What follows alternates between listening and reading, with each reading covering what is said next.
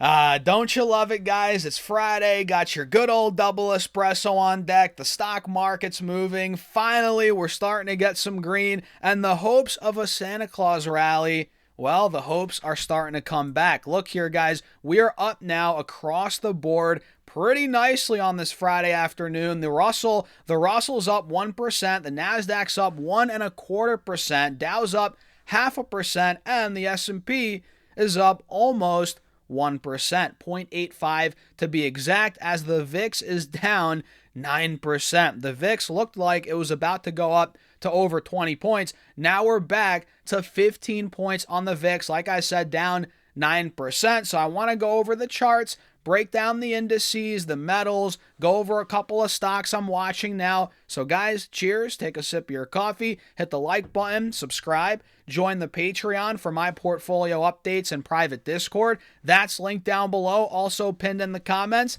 And now let's get into it. So like I said, we are looking very good. And if all holds, we're going to have now the second green day in a row in the stock market here, which is good considering we had 5 straight red days. I don't know about on all the indices, but for sure on the NASDAQ, I know the NASDAQ had 5 straight red days. And if all holds, we're about to have our second straight green day, which is pushing us through some critical levels here, not only on the NASDAQ, but on the S&P as well. Look, QQQ now is starting to push through the 50 and the 180 SMAs on the 4-hour time frame, and we're well in this window, this range between 610 as support and 625 as resistance. So the way things are setting up right now, it looks like we're going 625, 620 even, and ultimately if 625 breaks, like I've said before, I think we're going all-time highs, whether that's by the end of this year or early next year. I think we're going there, in my opinion. And if I pull up SPY, you guys can see what's going on here. We have a nice wedge forming, higher lows, but also lower highs at the same time. And we're currently testing the top of the wedge, the 50 SMA, and the multi-day resistance here being about 680. Like I've said before, I'll say it again, 680 needs to break on SPY, and we're there right now. We have a little cup and handle action in the very short term. You guys can kind of see that little cup, a little handle. And if we take 680, 682 out, this is going to fly. I think we could start going towards all-time highs in the end of the year here. Towards the end of the year here, I think it's shaping up like that as of right now, which is interesting because 2-3 days ago it wasn't looking like that. QQQ was getting squashed. People were down and out, and that's why you just have to have patience. You have to hold on in volatile markets, because a lot of the time, if you let the volatile stock market shake you out of your positions, you're going to regret it. You're going to regret it. You're going to look back after a couple weeks, even a couple days sometimes. You're going to be like, oh man, I should not have done that. People that sold out of, let's say, Oracle 2 days ago, right, when it was at 175, 180, they're looking at it now, pushing 200 again. They're like, oh man, I should not have sold out. Patience. Hold on. Don't panic.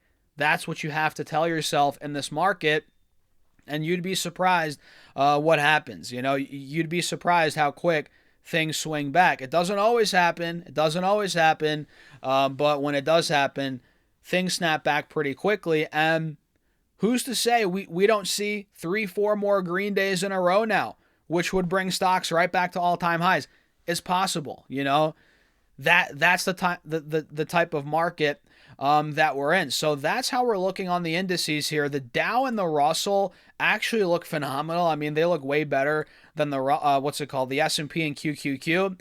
The Dow looks like it wants to bounce right back to all-time highs. We're well above both moving averages. Same thing on the Russell here on the 4-hour time frame, guys.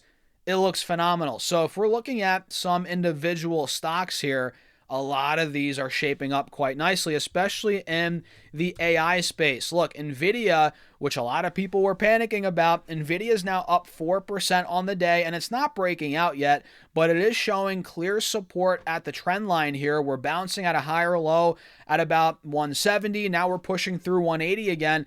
We're breaking the 50 SMA as well here, and now we're testing the 180 SMA and the top of the wedge here, which is at 180 to 182. This is a big spot for Nvidia. And again, it's not breaking out yet, but I think the breakout's coming, or else I wouldn't be holding the stock, or else I wouldn't have bought more at $172 a share. I just think we're going to get the breakout, whether it's to wrap the year up or in the new year. I think we're going to do very well in the new year. I think people don't realize that the AI bubble is not bursting. It's not over. And the fact that Nvidia is at the same price it was at back in July leads me to believe that this is like a springboard ready to go nuts, again, whether it's in the new year or to end this year off. People don't realize Nvidia is at the same level it was at over the summer, and it's freaking December, guys. 6 months, 5-6 months, we've been at the same price. That's consolidation. That is pure consolidation. It's getting ready for that next move, and again, it's like a springboard. It's or a spring ready to release, or whatever analogy you want to use. That's how I'm looking at Nvidia. That's why I'm in shares. I don't have call options, right? It's already a massive position for me when it comes to stock, share-wise, stock-wise. I don't know if I want to buy calls on it. Maybe that might be a little too much, but I'm positioned here. I think we're going to do well. And AMD, although I'm not in it anymore, AMD looks decent. If you guys take a look at what's going on the price action, AMD looks good on the charts. We can see it ripped right through 185, obviously. We all know that after that OpenAI deal. And it got all the way to 272, which is nuts. And now we've seen it cool off. And look, we're putting in a double bottom, arguably, at about 195, 200. You're seeing it right here. Do you guys notice that double bottom? And it's starting to pop now, 6% in the green. We're taking out that 50 SMA. We're about to test the 180 SMA. This sure looks like it could be a runner as well. I think it could be a runner as well in the new year. I don't like it as much as Nvidia, hence why I'm not in it anymore. But the chart looks good. We're getting a double bottom on top of that old resistance as a new support. Now, all we have to get is the actual confirmation of a breakout, excuse me, guys, which we might be getting it soon. Let me get some water. Cheers, guys. So I'm going to set my alert. I think we need to wait. I think for me, I'm going to wait till 220 for this to break out. Maybe I'll trade it at that point. But again, I'm so positioned in these AI stocks, I might not even have to trade AMD because I'm already in Nvidia, a couple other ones, right? But at this point, man, it looks decent. It looks decent. And Oracle is now up 8% on the day. Nice rebound after we got news regarding TikTok and their Michigan data center, their facility there, which we're not going to get too deep into in this video. But Oracle seeing a nice bounce. Palantir is up 3% on the day. Shout out to Palantir. Nice rebound there.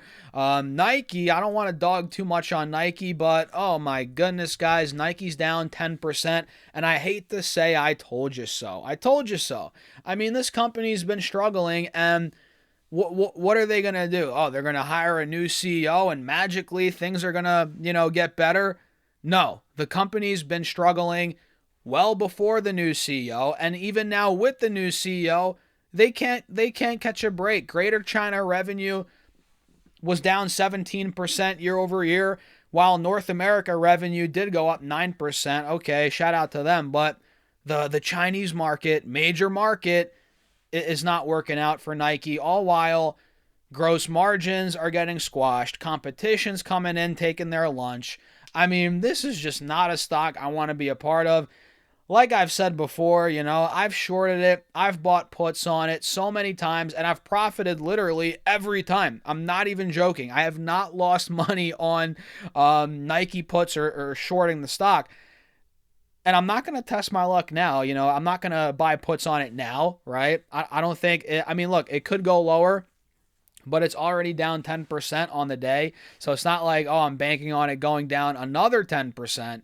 But for the love of God, guys, I am not buying the stock as a long-term position. There's no shot. I'm not in this turnaround story. I don't want to be a part of it. I got some questions on Nike, in my private Discord, right? On Instagram as well. Oh, are you buying the dip? Heck no. I'm staying away from it, as far away from it as possible. And if it actually rallies, I'm going to consider shorting it or buying puts on it again. Buying puts on it into earnings would have been a beautiful trade, but I'm not a big earnings trader, guys. Earnings, call option, put option trader. I'm not a big fan of it too often. But yeah, Nike, man, not a big fan. Competition, it's through the roof, and their products aren't that great. Nike quality has gone down, and the price has gone up. Right? It's not like the quality's going down while the price is going down. Their shoes are not what they used to be.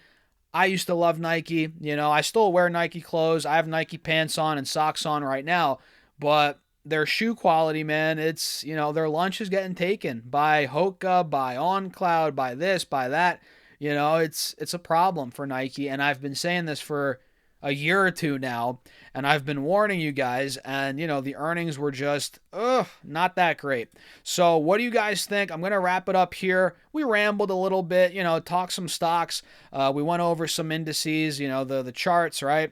But yeah, that's pretty much it. I'm going to wrap it up. Hit the like button. Let me know your thoughts in the comments. Join the Patreon for my portfolio updates, guys, if you want to keep up with what I'm doing. See how I build a portfolio with $1,000 a week. That's linked down below. There's also a private Discord. Check it out. And with that being said, cheers. I'll see you all in the Patreon. And if you don't join, I'll see you in the next video. Have a great rest of your day.